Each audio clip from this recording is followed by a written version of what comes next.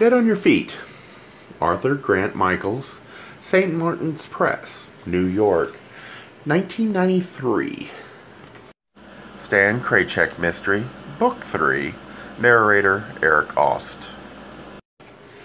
In memory of Tajana and Andre, with gratitude and respect and love, thanks to the patience and generosity of my friends. Chapter 15. Change Partners and Dance. The conserje at the Copley Palace recognized me from yesterday, but that didn't help at all. Neither his familiarity nor my attempted propriety could counter the rush of lecherous energy I was feeling, and when I asked to see Rico, the man shook his head gravely. Young Mr. Rico is no longer employed by this establishment. Strange, I thought, when just minutes ago Marshal Xander had been so cordial and hospitable about the expensive lunch Rico and I had shared, yet he had not mentioned Rico's departure. The conserje continued. Mr. Xander is not in either, though, as I recall yesterday, you specifically wished not to see him. Yes, I said with hesitation, that is correct. Gonads agog over Rico. I'd carelessly assumed that Marshal Xander was still at the ballet studios. Heedless that he might have returned home himself in the few intervening minutes. That would have been cute, me showing up all moist and hot for the houseboy, only to be greeted at the door by the lard-ass master of the manse. Is there any message? Interrupted the conserje. Do you know what happened? He raised his nose haughtily and spoke in clipped syllables. There was an unpleasant incident which I am not at liberty to divulge. However, the locks on Mr. Xander's suite are being changed presently and at a great expense. So what if it's for the Emperor? I beg your pardon. Dull, your hot drag doesn't cut it. Come back to earth. I left the hotel troubled by the idea that Rico would steal anything from Marshal Xander. Sure, he was cute and charming and sexy, but I had a feeling he'd hustle with more class than a petty thief. The real question was, did Rico leave, or was he fired? I walked 1 block along St. James Street to Berkeley Street. I'd make one more stop before reporting for duty at Snips. After this strange news at Rico's disappearance, I wanted to consult with Boss Cop Branco. Luckily, the lieutenant was in. When I entered his office, he was engrossed in a pile of papers on his desk. He whistled softly as he studied the documents. A peppy little tune, Italian, I think. It was not typical of Branco to make music. After the polite formalities of greeting, I told him about my concern over Rico's sudden disappearance. Branco remarked, The coincidence is amazing, Stan. Either you've got a nose for this kind of thing, or else you're involved deeper in this situation than you admit. What happened? I said. We got a report from Traffic Division this morning. Your younger friend was on his motor scooter. Ran a red light. Bad accident. How bad? I said with a shaky voice. I'm afraid he's gone. I felt the blow of all places between my shoulder blades. Then, like a dull blade, it jagged and ripped its way diagonally through my chest toward my stomach. When I regained my focus, I was cold and sweaty. "'Tis so," I said quietly.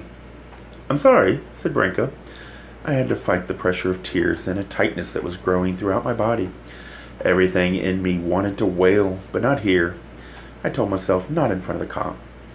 "Is there anything I can do?" he said, and the sudden, unexpected warmth in his eyes opened a tiny hatchway in my resistance, and against my will, I felt some quiet tears slipping out.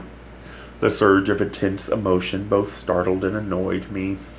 When I knew I could speak without blubbering, I asked Branco what had happened. The driver of the car claims the scooter came out of nowhere. He was really shook up about it, too, confessed everything was his fault, and submitted to us without resistance, even offered to go straight to jail.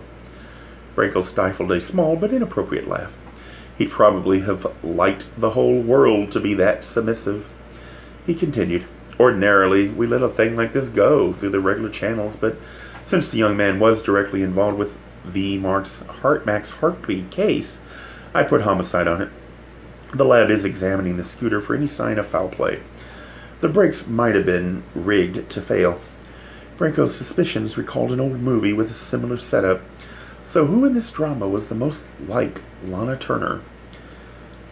"Where's Rico now?" I asked.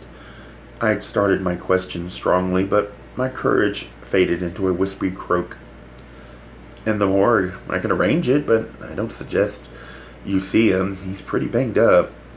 No, I said feebly. You know best. By the way, I just released Scott Malloy. Elisa Cortland's charges are insufficient to book him. Branco added angrily, Damn kids. Do you think he could have killed Rico? The two of them have a very neat and complete alibis in each other, even if they are at odds right now. Then what about Marshal Xander, I said. Mr. Moneybags? Said the cop. Rico lived with him. He'd have the perfect opportunity to rig the scooter. He doesn't impress me as being very mechanical, said Branco, adding a little grunt. And what's his motive? What's anyone's motive? Rico must have known something. If it was murder. Of course it was, Lieutenant. So we know it's got to be someone who understands motor scooters. Or motorcycles, said the cop. Then he added smugly, Since you're so sure. I felt my cheeks flush angrily. I was with Rafik all night, I said. He couldn't have done it. What about this morning? I balked. Rafik had left the apartment early for his urgent meeting, which turned out to be a clandestine breakfast with Tony Di Natale at the Copley Palace. Had he taken a few moments to make a fatal adjustment on Rico's scooter? Lieutenant Rafik didn't rig that scooter. Does he know how you felt about Rico? Even if he did. It's okay, Stan, Branco halted me with his big raised hand. I'm not going to book him. Your alibi's all hold for now. Branco looked directly at me, and then I saw a smile creep across his strong mouth. Besides, he said, now opening the smile to a glorious broad grin, someday I might be in the same boat with my date, being my only alibi. Was Branco relating the concept of a date to himself? You'd have to be a suspect first, Lieutenant. He shrugged slightly. Do you suspect me? He said. Me? Yes, you, Stan. Kraychik. Do you suspect me? Of what? Of anything. What are you talking about, Lieutenant? What should I suspect you of? I'm asking you, he said. Now this was a switch I could not fathom. Branco grinned victoriously and said, You're afraid to be honest with me, aren't you? I wondered why this sudden urge for intimacy. Lieutenant, I think you're pushing the bounds of the cop-civilian dichotomy. Branco replied, and I think you're using big words. What do you want to hear me say? I'm late for work, Lieutenant. Can I use you as an alibi? Sure. Give my regards to Nicole. So it was Nicole. Now no more Miss Albright. He went on. I'm really sorry about last night. I hope she's all right today. What happened? Branco faltered a bit as he tried to explain. Nothing too serious, just a stupid mistake I could have prevented. So even big-shot cops occasionally blundered. I said, Shall I bear any sad tidings from Lieutenant Branco or from Vito? Either way, she'll know, he replied. Either way, I repeated. Back at the salon, Nicole was occupied with a client at her manicure table. As I passed by, I was astonished to hear Nicole softly humming a tune. While she worked, she paused in the music just long enough to greet me with an exaggerated smile. How nice of you to drop in today, Stanley. Then, without missing a single stroke of the emery board, she resumed her humming. Now, one thing I do know about Nicole after all our years together is that she never sings, ever. It's an activity unknown to her in her life. Yet here she was, humming a frisky little tune, a dancing number I seemed to recognize. Italian, I think. Had she heard it on Branco's tape recorder? And what had they been doing? Celebrating the fertility and abundance of springtime? Vito sends kisses, I said. That's nice, darling, Nicole answered and continued with her work. I'll be in my office, I said, as though I owned the place, but all I heard from her manicure table was the sound of holiday merriment. Half an hour later, Nicole came by my office holding out her empty Rosenthal coffee mug, like a high-class beggar. I filled it with steaming fresh brew. When I was about to add the usual dollop of heavy cream, Nicole stopped me. Just plain. Watching the waistline, I asked. No, I simply don't want cream today. Is that a crime? No, doll. I handed her the hot mug. Do you say no to Branco's cream, too? Nicole glared at me. In your coffee, doll. Did I touch a nerve? Sometimes you are so crude. Nikki, It's obvious that you and Branco are having a fling. I don't know why you try to hide it. It is not a fling, Stanley. Then what is it? We are developing a very cordial relationship. You barely know the man, yet you're ready to accuse him. And now me, of the same coarseness that you seem to crave so much. Whoa, doll, I'm not accusing. Then perhaps I should have said ridicule, since that's what you really do. You ridicule people for your information, Stanley. Yes, Vito and I were together again, and I think it's wonderful. He's a perfect gentleman. There's a refinement about him that you'll never know because you always focus on the crotch end of your life. Straight men do that too. Don't hold that against him now. Doll, a penis is a penis. How deluded you are. Excuse me, Branco is a holy object? You are hateful. And you're acting superior when it's just a case of... At that instant, I noticed a nasty bruise on the underside of Nicole's forearm. What's that, doll? She self-consciously pulled the sleeve of her blouse down to try to cover it. Nikki, I said, did he hurt you? Nicole was speechless. I was speechless. Had Branco been rough with her? Was it accidental, or was it a secret part of being a perfect gentleman? How dare he hurt her? The games I played with Rafik was different. Done in the name of love. Nicole didn't like that stuff. Or did she? Maybe it took the likes of Vito Branco to awaken that aspect of her desire. Well, well. As if to halt my imagining, Nicole said, Vito has a very small kitchen, and one of the doors over the counter doesn't close properly. And I was reaching up. You don't have to explain, doll. I know I don't. Just as long as it's your choice and not just his. You don't understand anything, Stanley. You see only what you want. Just then, Rafik appeared in the open doorway to my office. He was out of breath, as though he'd sprinted there across town. I have good news, he exclaimed. We could use some of that, said Nicole, and I in unison. Rafik spoke excitedly, like a child who has just won a big prize. Max has left to me his magnificent piano. That's wonderful, said Nicole. It is, I added, knowing how much Rafik respected the musical side of Max Harkey's creativity. It was the perfect legacy from one artist to another. But, continued Rafik, I have no place to put it. It is very big. I know, said I. Oh, said Nicole. So, said Rafik, now we must get an apartment together, Stanley. It will be so beautiful. I always dream of a grand piano in our house. And now we have the one of Max Harkey. Nicole said to me, I think he loves you. First person plural always gives it away, doll. Nicole got up. I'll leave you two alone, she said, and took her coffee out of the office with her. I closed the door. Rafik embraced me. You will be happy to hear that Tony will soon be again with Jason Sears. He will arrive tonight. No more jealousy for you. He gave me a quick peck on the nose. That's good, I said. Everyone will be happy now.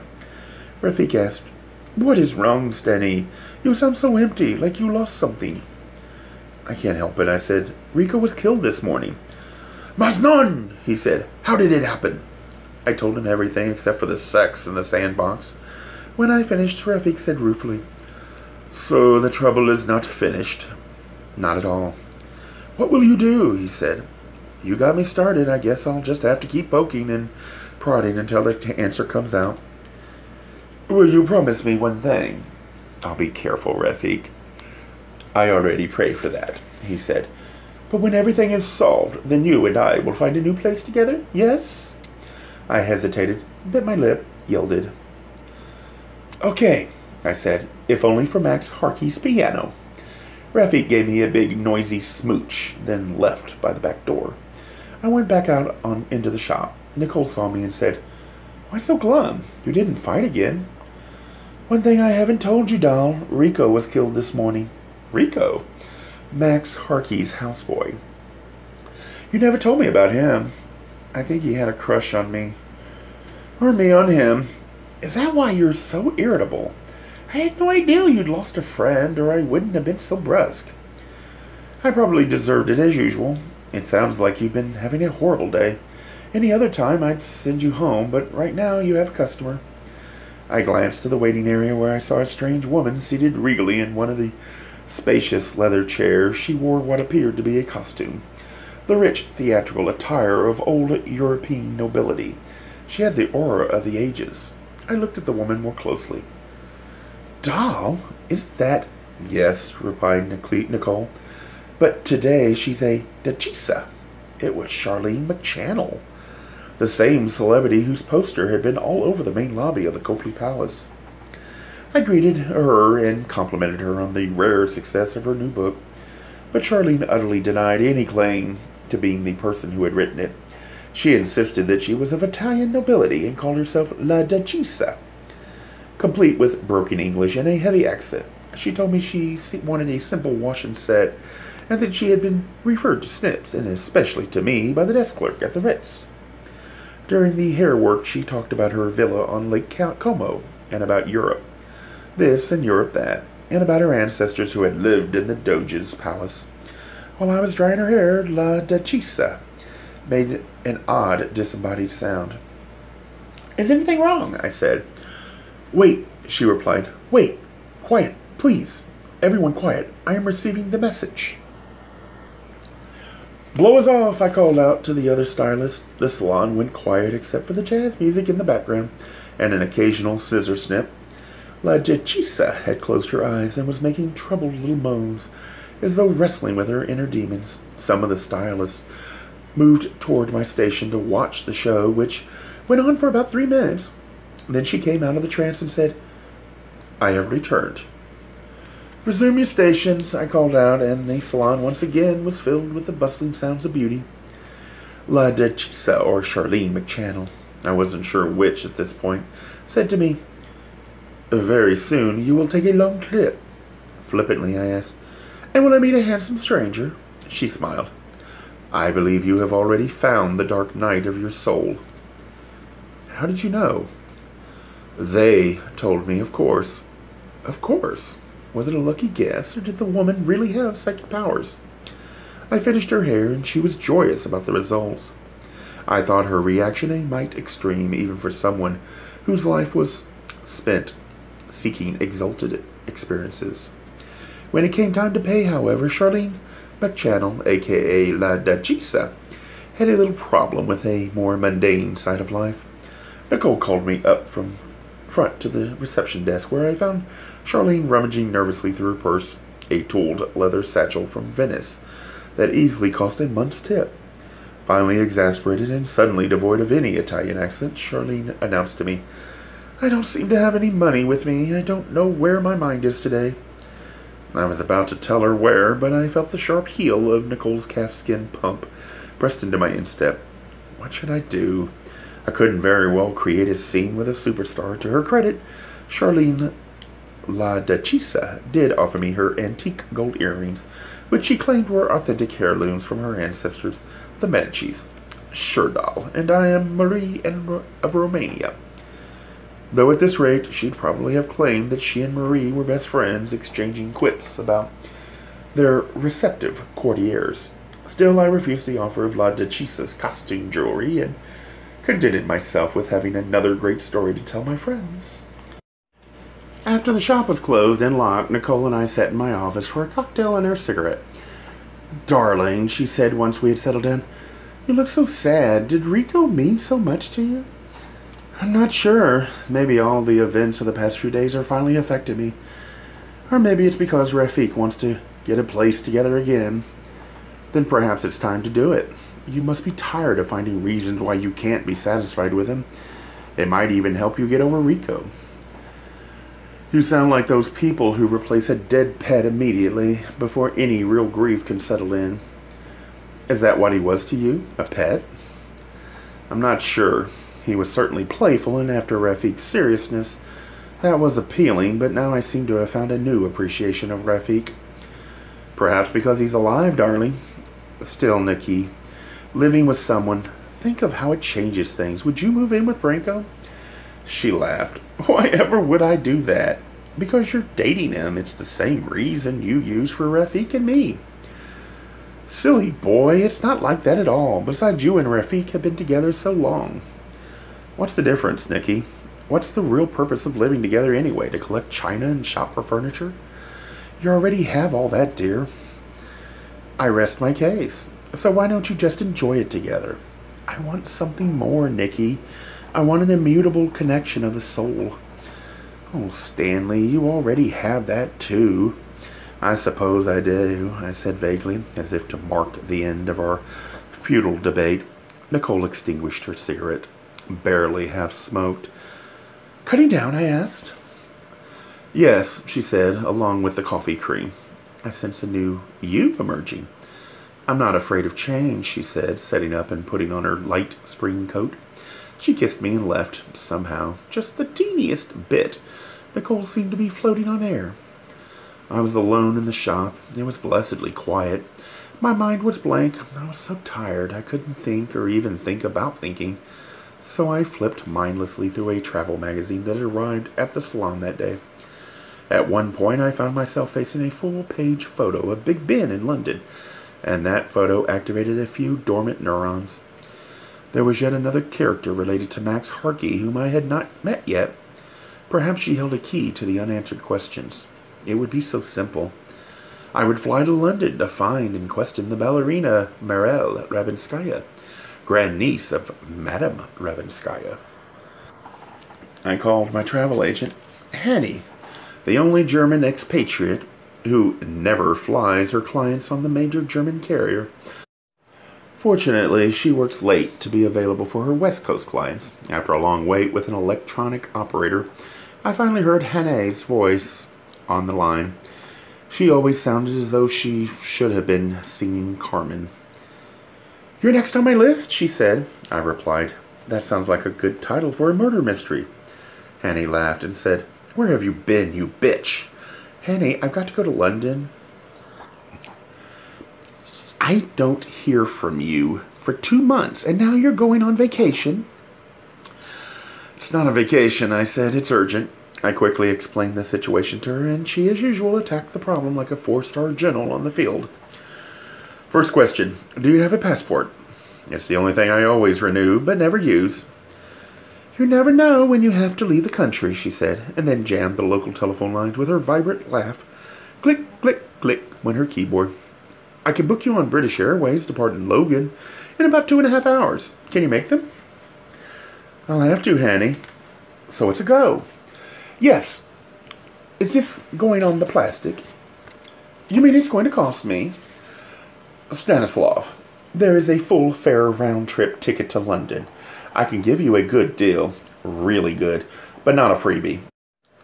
You know my expenses. The lease just went up. I have the alimony to my ex. The kids' school bills are due. Both dogs were at the vet today. One of my nannies wants a raise. I have a new boyfriend and... Okay, Hanny. How much? She quoted me a price so ghastly that I couldn't stop myself from asking, what is that, first price? She laughed out loud. That's the back of the bus. What about my discount? That is discounted. Look, Stanislav, your timing is awful. You're flying midweek, last minute, open return. At least you'll get double miles. What I need is double income. So you want me to book it? Jeez, Hanny. Yeah, but my plastic won't handle that much. I'll have to call you from home with the financial arrangements. I won't cut the ticket until I hear from you. I sprinted home on my strong Slavic legs. Once inside, I called Nicole, but got her answering machine. Miss Albright is unavailable, they said. I guessed where she was, and I had Branco's private number. Hell, this seemed enough of an emergency to use it, but his private phone had been routed back to the police station. I couldn't bring myself to leave a personal message for him there. Rafik wasn't home either, but he had no ready cash or credit anyway. Where was my friends when I needed them? Who was going to pay my way to London? I needed a goddamn benefactor. Then the answer came with startling directness. Marshal Xander had offered his help to me. Would I be able to ask him? How would I bargain for the money? There was no time for moral debate. I called him and explained the situation, that I wanted to see Marelle Rabinskaya. He agreed easily, even after I told him how much the ticket was. Though he did say, "I'd rather be buying you a nice vacation instead of this kind of trip." "I'll pay you back as soon as I can," I said. "Don't worry about that. Your friendship is more important. Tell me whom to call." I gave him Hanny's number. Marshall said, "I'd come with you if I thought I could help." "Paying for the ticket is help enough. Do you need a ride to the airport?" "Thanks, no. Please let me take you. I like to drive people to the airport." "You do?" "I'm a person, too, beyond my money. Helping others makes me feel useful." I almost said, "Then order me a limo." But instead I said, "It's really no trouble to get a cab." "I insist. I am paying your way, after all. Tell me where you live." I made more excuses, but finally yielded to his insistence and gave him the address. I did manage to keep my apartment number secret, explaining that the doorbell didn't work. "Then I'll call you from my car phone when I get there." We hung up, and I set to packing madly. What was I doing, and at what cost? Every time my path crossed Marshall Zander's, there was the feeling of a deal, of a transaction, of trading something. Was this the same desperate innocence that drove the Cartesians to live their way? Sugar Baby watched my frenzied packing. In wide-eyed bemusement, the phone rang. Was it Nicole or Rafik? I waited for the machine to pick up while I screened the call. I heard Hanny's voice and grabbed the receiver. "Where did you find him?" she asked. "His money is good. He owns the Copley Palace, among other things." "I know that, but he's not your type. I could hear him drooling on the phone. You don't like him, do you?" "Hanny, I was desperate, and he was home." "Just don't put out for him. Not for a lousy plane ticket. You got some gold or some property first." "I'll remember that when the courtship begins. Your ticket will be at the British Airways counter, and you'll be going first class." "Huh?" I convinced him you were worth it. I must be losing my mind. "Anyway, you'll be more comfortable. First class is wide open." "So I've heard. I owe you, Hanny." "No way," she said with her big laugh. "Do you know what my commission is on that kind of ticket?" "I owe you, Stanislav, so I booked your 2 nights at La Folie, prepaid at my rate. You're a travel agent now." I felt more like a secret agent. "Thanks, Hanny." I finished packing, and just as I snapped the clasp on my luggage closed, I had a disquieting revelation. The cosmic predictions of Charlene McChannel had begun to occur in real life. I was taking a long trip. Quickly I changed Sugar Baby's water and doled out a whole can of food. The cat box would have to wait. Marshall Zander arrived in his low-slung German coupe. I pushed my bag into the narrow compartment behind the 2 front seats and got in. He pressed his hand into mine. "Hi there," he said. His hand felt dry and rough and cool, much like a reptile's. "Hi," I replied, pulling my hand away, and we were off. On Starrow Drive, I asked him why he had fired Rico. "When did you hear that?" he said. "I dropped by the hotel to see him today. The concierge told me Rico had been discharged." "Well, that's not exactly true. I didn't fire him. He quit on me. I think Rico was hoping I would replace Max as his surrogate father, and it obviously didn't work out. So he vanished. He said he was going to Haymarket for fresh produce, but he never came back from the errand." "But that's not what really happened," I said. Marshall Zander squirmed in the plump leather seat. I went on. "I talked to the police. Rico was killed in a traffic accident. He applied the brakes suddenly, a stupid, if typical, driver's response on Starrow Drive." "I know that," he said with a loud sob. "But did you expect me to tell my staff that an employee was killed?" "It was the truth." "You don't understand," he said. "Hotel service is like theater. It must be a dream world where everything happens for the comfort of the guests." That sounded like theater of the wilts to me. I asked him, "Why should a traffic accident in Boston upset your guest?" You never know how people will react, but I believed it was judicious to tell the staff that I had released Rico from service. That was to be the hotel's official stand. The staff always knows what's really going on, but they also know enough to accept what I tell them. Except perhaps Rico. Marshall Zander placed his hand on my thigh and felt him on my leg muscles. His touch was revolting, but I repeated to myself those famous words. Close your eyes and think of England. By the time we approached the airport, he'd removed his hand from my leg. Does flying bother you? He asked. No, I said. I'm a Gemini. Air sign, you know. I'm petrified of heights myself. Is that why you live in a penthouse? I never go out on the deck. Maybe you can help me overcome my fear. Once more he put his hand over mine. This time I couldn't control the reflex, and I pulled away in revulsion. I'm sure he noticed. We arrived at the terminal, and he pulled over to the curb. He handed me his personal card. Call me Colette, from London, he said. Tell me when you return, and I'll pick you up. Thanks, but I insist, he said with that boggy-eyed look of his. Sure, I said, eager to placate him, but with no intention of calling. I got out of his car, grabbed my bag from the back compartment, and slammed the door closed. The loud bang marked my freedom. The cockpit of his car, however luxurious, had been too close for me. He waved once more, altogether too friendly, and pulled away from the curb. I was relieved to be on my way with only the slightest twinge of guilt that Marshal Xander's money was making it all possible. Inside the terminal, after I checked in, I called Nicole one more time. The answering service was still taking her call, so I left a message that I was en route to London and would see her in a couple of days. Then I called Rafik again and left a message on his answer machine. I'm having tea in London. Please feed the cat. 24 hours earlier, we'd been exploring bondage and discipline, and now it was tea and cats. The airliner was cruising high over the Atlantic, and I had just taken my first forkful of beef Wellington, cooked to order, when I realized I had no idea where to find Malul Rabinskaya in London. Too bad Charlene McChannel hadn't provided a more complete itinerary. Gay Mysteries audiobooks. I think it is easy to hate a label, but a face humanizes the word. So this effort is twofold. To offer comfort to those like myself that your world didn't end because you don't fit into the view of acceptable society on both sides. And in hopes of helping those with family that are LGBTQ, that it doesn't mean we are aliens from the child they once knew. Reassure them so they can maybe be supportive at the same time, being true to their values.